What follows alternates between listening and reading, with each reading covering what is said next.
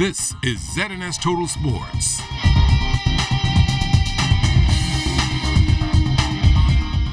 Welcome to sports, everybody. A team of local gymnasts have their eyes on the prize in a pair of meets coming up in Orlando, Florida. Amajal Knowles has the story. Well, a few young gymnasts are looking to tumble their way to success in upcoming gymnastics competitions in the Sunshine State.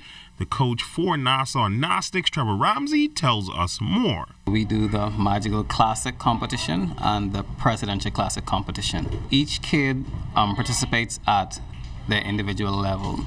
So we basically spend about a year, preparing the kids so that they are able to perform all the skills in their levels with confidence, with music on their floor routines, and they also have bar routines, vault routines, and beam routines. The youngest kid that we have competing may be about 7, and the oldest is probably about 15. And we start at level 1, of course. Most of the kids are at level 1 or level 2. And then the older kids are at the Excel levels and optional level 7. Now, our news team spoke with 2 of the competing young gymnasts on their expectations for the competitions. Are you nervous about it? Kinda, yes, because I know there are people from all around the world who have been working hard to come first place. Not nervous, confident. How long you guys have been preparing for the competition? A long time. We've been practicing our routines and been working hard. The pair also hoping that they can replicate the success of 2 of their favorite gymnasts. Simone Biles. What do you like about Simone Biles? Well, how she does those flips on beam. I want to be able to do that someday and become like her. I would like to be Gabby Douglas. Why? What do you like about Gabby? Because she came before Simone Biles, and of course she was the top gymnast. She has her own movie and she has won millions of things. The team is currently scheduled to leave next week. Currently, they are training in their new facility in the Palmdale area. For ZNS Total Sports, I'm Amajal Knowles. The University of the Bahamas Mingos, they have a 4-member team in San Jose, California. The team includes U.S. Open bronze medalist and Barbados Open gold medalist Dre Hall. He will compete in the 73-kilogram division. Also there, Desmondo Boodle in the 81K. He's a Carifta gold medalist. And in the ladies division, Raven Pennerman and Taryn Butler, both competing in the 52-kilo. At Worlds, I had the fight. I executed perfectly, leading up to a minute and 45 seconds left. And then when I eased off, that's when my opponent had the chance to score the e-point. So, you know, I'm not bound to make the same mistake again. This is why I'm going to take control of the fight, use my strength and speed to make my opponents confused, discombobulated, to use my assets to also my advantage. From the beginning of the match, I plan to keep applying pressure, keep going after the grips. I'm not going to give my opponent any breaks. I'm going to make it tough for him to get his hands on me, while always keeping my hands on him, being first to get my hands on him, and also keeping him moving, because movement is important. If I could keep him moving, I could get him off balance and then open a shot for me to go in for my throw.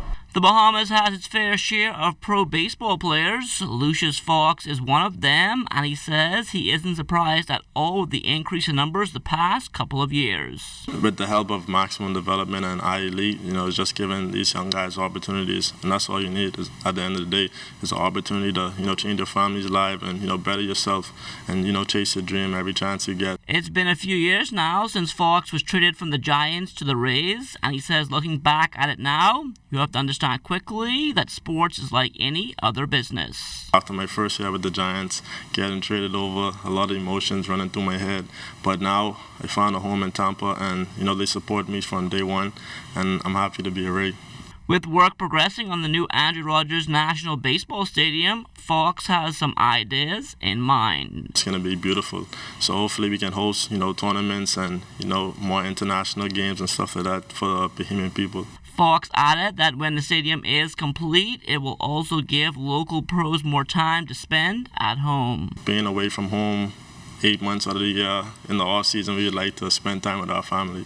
But, the lack of facilities and stuff like that forced us to work out in the United States. So once we have the necessary facilities we need, it'll be great spending more time with our family and, just showcasing our talents in front of the Bahamian people and, helping the young kids behind us, show them that you can make it too. The government secondary schools basketball championships, all history now. T.A. Thompson won the junior girls title in a thrilling 3-game series over H.O. Nash, and both teams look to be in good shape heading into next year. Most of my girls are 7th and 8th graders, so we're going to go back and go back to work. We have a lot of 8th graders and 7th graders, so we'll have to go from there and work hard. The D.W. Davis Royals junior boys are champions once again, and they have quite a streak intact.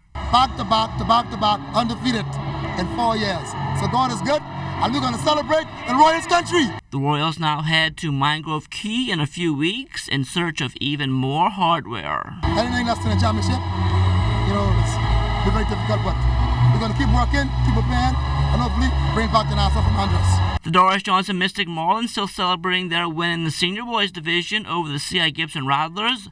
Both teams are looking ahead to much bigger goals. We're definitely going to be ready for the comeback. We're going to stick to what we do. Continue to work, continue to get better each and every day.